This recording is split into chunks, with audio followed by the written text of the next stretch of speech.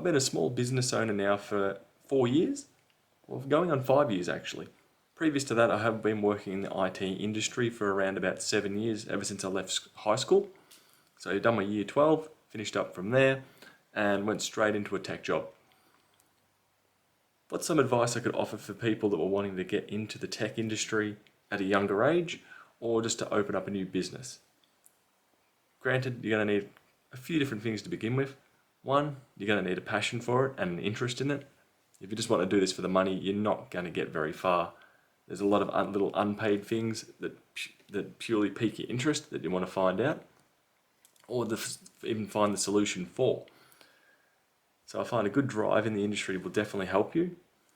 One of the other things is starting small.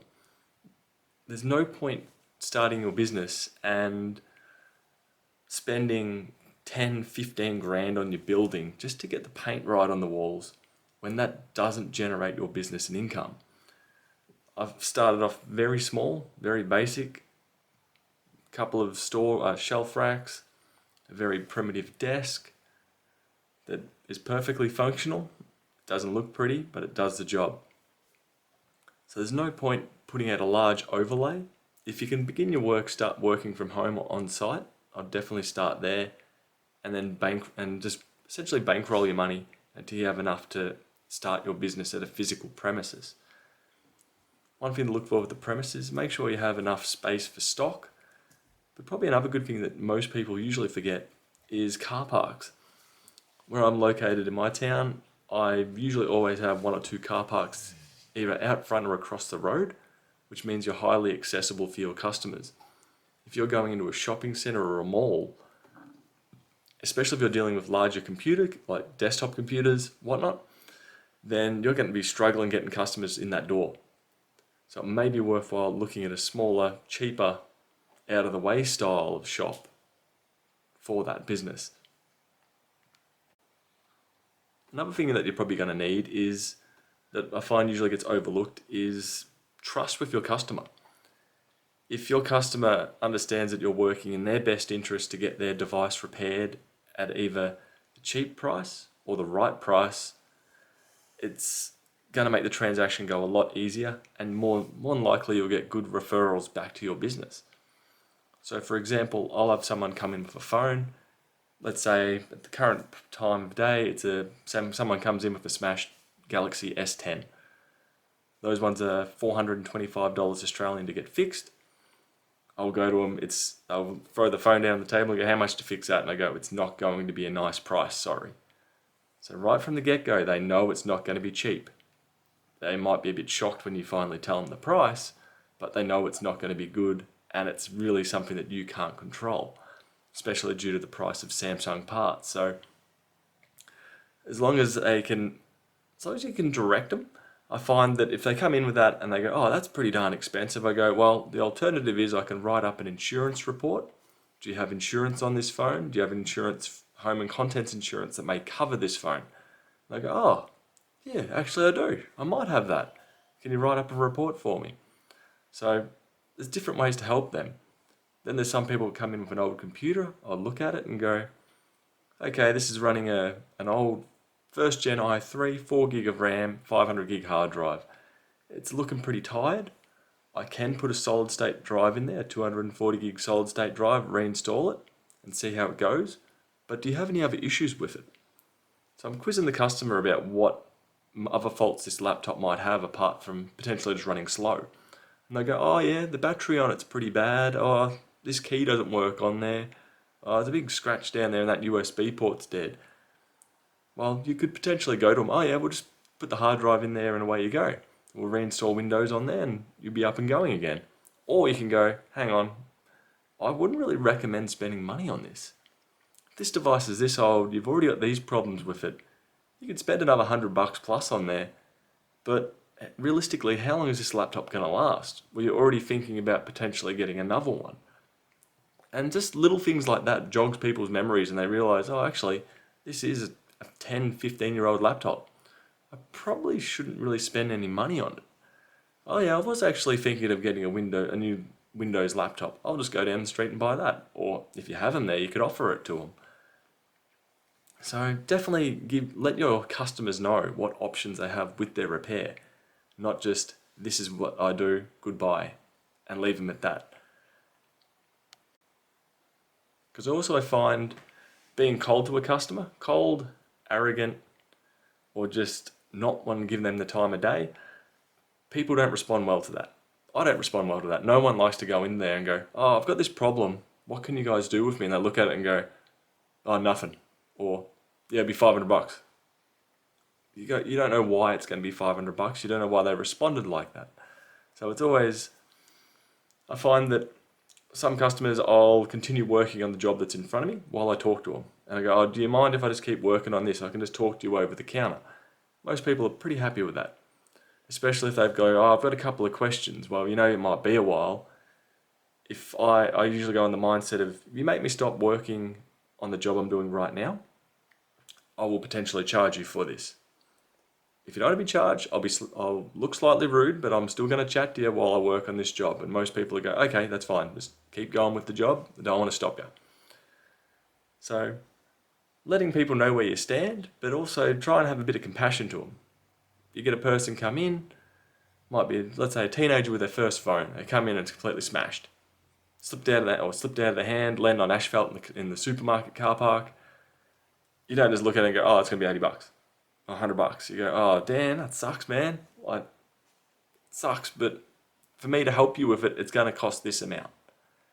So you show a little bit of compassion to their problem, which everyone likes a little bit of compassion to them if they've got something broken or they're not feeling right or feeling down. It's always good to have someone willing to listen to you, at least briefly, about your problem.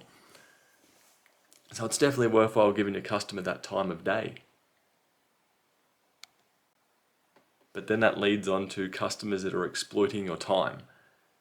There's sometimes where some customers, you just have to be blunt to them. Like, you might have one person come in and quiz you 4 times in a week for 15 minutes at a time about their computer with an issue. And there's sometimes you just got to go, sorry, I've tried helping you with it. This seems like something I need to look at. I can write down all the advice in the world. It's not going to get fixed. You probably need to bring it in. And they'll be, oh, well, oh, nah, why? Well, I'm here as, I offer advice. I don't offer tuition. You're not there to teach people. Yes, you might be there to guide them.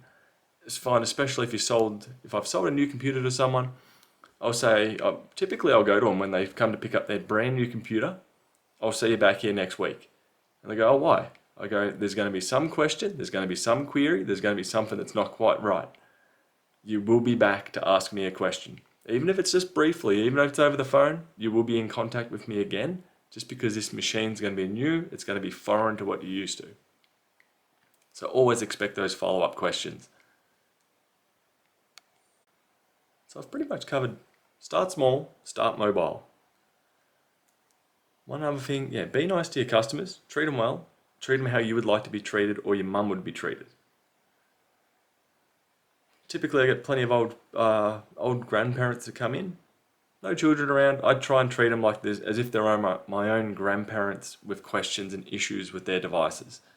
Granted, you have to cut it off at a certain point, where if all they're wanting to do is, how do I log into my Facebook? If they don't know their password and details, well, it's going to be a paid for job. If all they want you to do is go Play Store, Facebook, install, then they know their details, I wouldn't bother charging for something simple like that. But start small, start mobile. Be kind to your customers. Try to have a decent amount of stock that at least covers your probably 90% of your jobs.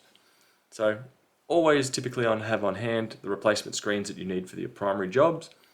Have the components to upgrade most laptops, solid state drives, keep them in hand. Try and be a bit of a jack of all trades. Try not to focus too much on one particular field. I find that I started off as computers, I've moved into phones, and now I'm slowly trying to learn micro soldering and various repairs like that. Stuff that typically isn't modular or straightforward to do.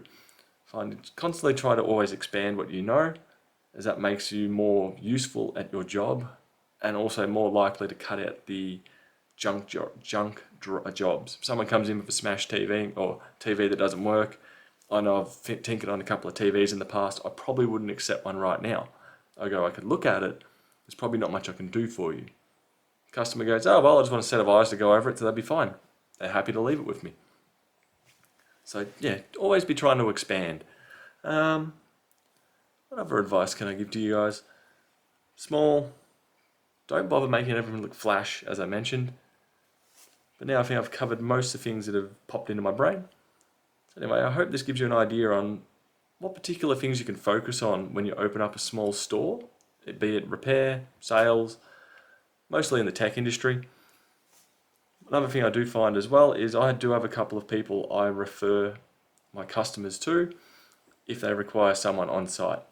I don't personally offer on-site work, but I have 2 or 3 people that I typically go to the customer.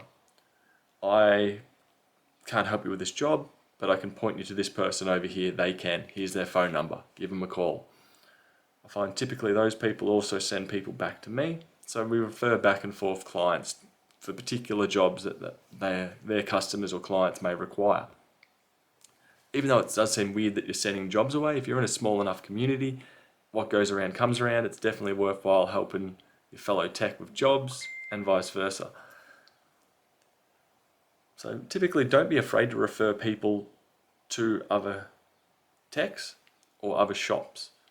I find that if people are too close-minded, I find people walk in the store for a problem. It's up to you to solve that problem. It might be that, or people don't like a dead end. If you come in and go, my phone doesn't turn on, or let's say my phone doesn't turn on, and I look at it and go, oh yeah, it's dead. Well, what are they meant to do with that? They know that I'm useless now. They're not going to bother coming back to me in the future because I did not provide any help whatsoever. If someone comes in and goes, my phone's dead, let's say it requires board work, I can go, it's something that I can't repair myself, but I'm able to forward it on your behalf to get that repaired. And then they'll typically go, oh, well, that's at least not a dead end. I can do something with that. So I'll give them a price. They'll say, yep, I'll think about it and leave. The other alternative there is, let's say someone comes in and you don't have any particular parts that they require, but you know a competitor has those parts in stock. Typically, I would actually refer customers to those competitors. Granted, I'm not sure if they're offering a particular better price, better service, or anything particularly better, but I know they have them. So I'd be sorry, I don't have these available.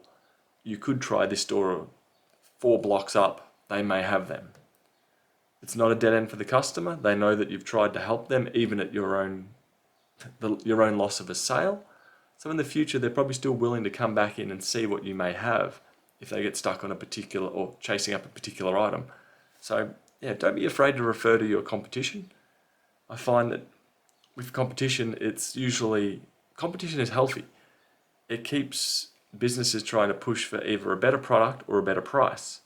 If you don't offer a better price or service or product than your customer, then you're not really trying. You need to have at least some advantage over your competition. If you don't have a better price, if you're not the cheapest in town, you make sure you're using the best parts in town instead. Or you're the most courteous, you're willing to listen to your customer. Definitely strive to be all 3 of those, the cheapest with the best quality product and also the best service for your customer. Definitely strive for that. But if you can't get all 3, at least try to be one thing better than your competitor, if not all of them. But anyway, that does for my shop ramble for today. I will catch you guys later. Bye.